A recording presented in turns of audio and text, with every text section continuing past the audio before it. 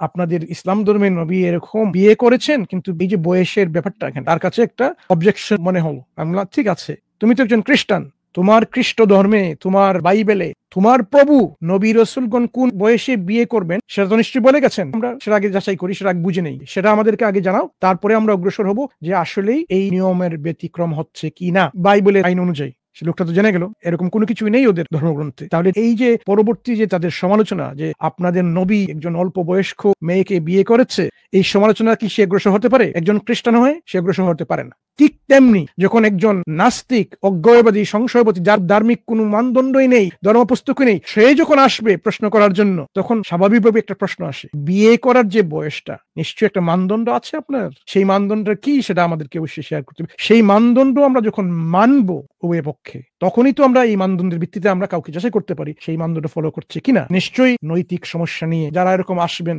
আপনাদের মানদণ্ড নিয়ে আপনারা অবশ্যই আসবেন, আপনারা প্রতিষ্ঠা করে যাবেন যেটা হচ্ছে অবজেক্টিভ মানদণ্ড। এই মানদণ্ডের প্রেক্ষিতে আপনারা আপনাদের সমালোচনা করে যাবেন।